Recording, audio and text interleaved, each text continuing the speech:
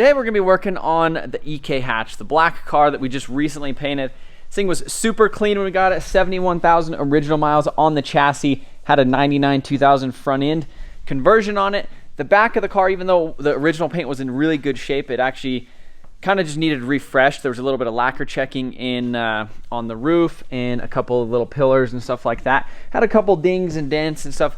Overall, it was pretty clean, but it just needed that refresh to kind of get it, you know, worthy of the rest of the parts that are on this car.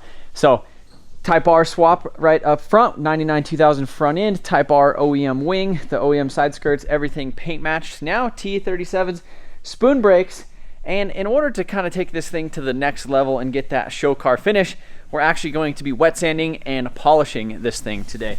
So Josh is on this side of the car right now, and what he's essentially doing is sanding out the orange peel. So when you paint any car, no matter who you are, what you are, you pretty much always get some sort of a texture. And you could see that he's already sanded a little bit of the stuff on the roof. So you could see there's a little spot where we had like a little piece of dirt. Here at the bottom of this stuff, it basically looks like an orange. Just you have that slight ripple, that slight texture to it. And then so what you end up doing is just sanding that completely off to where the whole thing is just gray and flat. And then what you do is you polish it back from there. That being said, we are starting with 1000 grit sandpaper and just sanding this thing. You just sand it until it's flat, and then the 1000 grit actually cuts it pretty quick. But you have to be really careful not to cut through the clear coat. And so yeah, that's essentially what we're doing right now.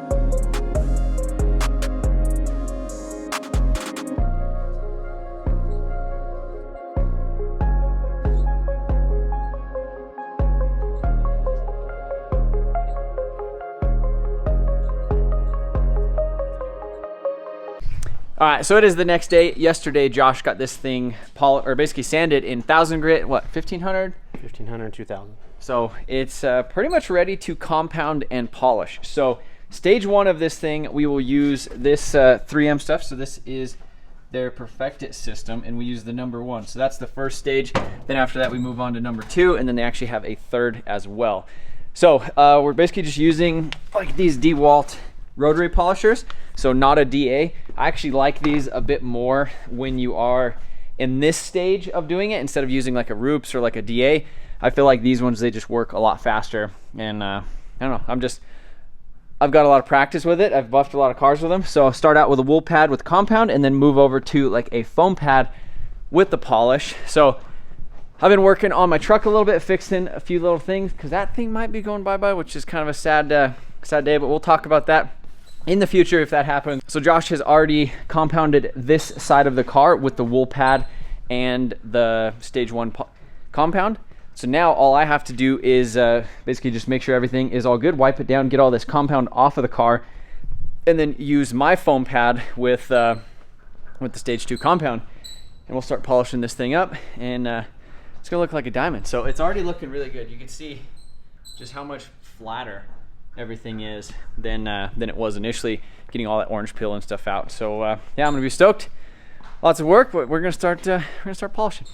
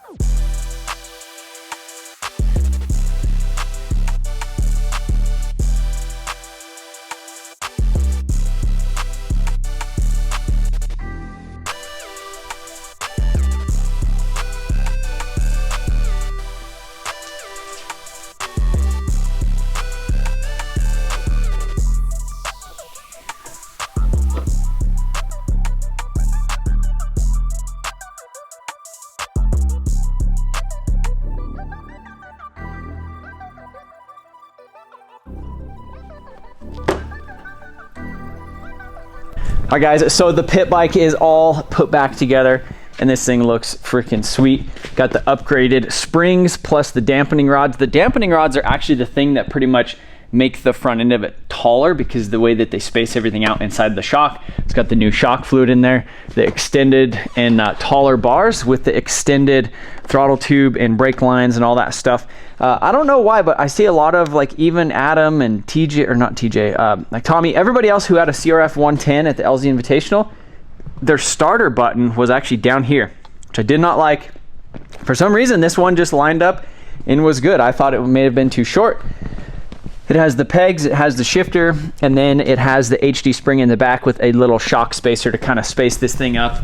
And it actually looks more so like a real bike. It needs an extended kickstand right here and some sort of a graphics kit. So kind of looking around to figure that out. Kind of want to do some MotionAuto themed thing with that. But the cool thing about this pit bike is if you are a VIP member, not only do you get double entries for a chance to win the Civic right now, basically your membership also goes towards winning this pit bike. So every dollar spent on MotionAutoTV.com gets you an entry for a chance to win the Civic, but if you're a VIP, it's 2 entries.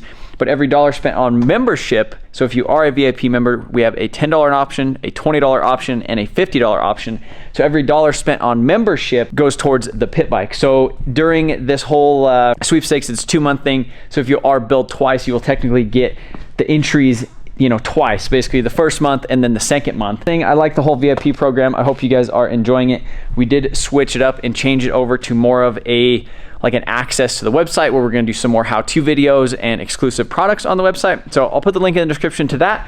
But I really want to take this thing out for a ride. But before that, I need to show you guys that the Civic actually got fully polished and is pretty much done right now. So still need to go back in a couple little spots, but you could just see how flat and how nice that paint is. Like, look at it. That's me in the paint of the Civic. Like, it's crazy. And we might be foreshadowing some stuff right there, but I don't know if you could see in the reflection right there what may be coming for the Civic in the future.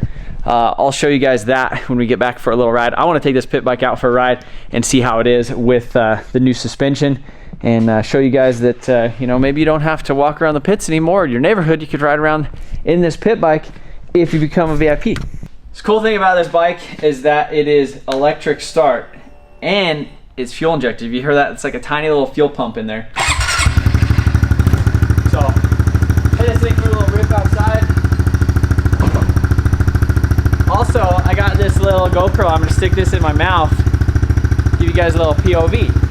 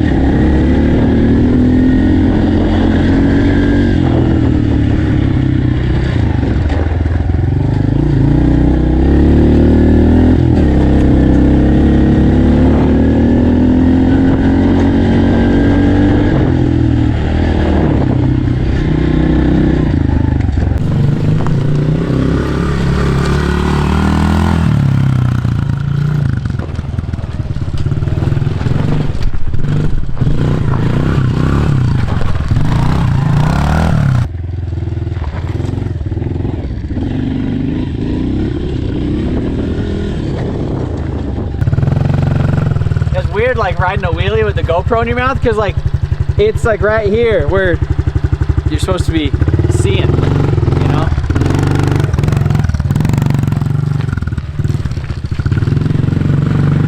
Also, the nice thing about like the 110 is it feels like a real bike, and it actually has a lot of torque. Like a 50cc, like it just, you gotta like bounce them and get them to do wheelies, at least here in Colorado. But the 110s, like they have enough torque where you can just kind of twist the throttle and ride wheelies. But it's weird riding wheelies like on this gravel because there's so many big things. Let's go out to the road real quick and see. Do some wheelies out there.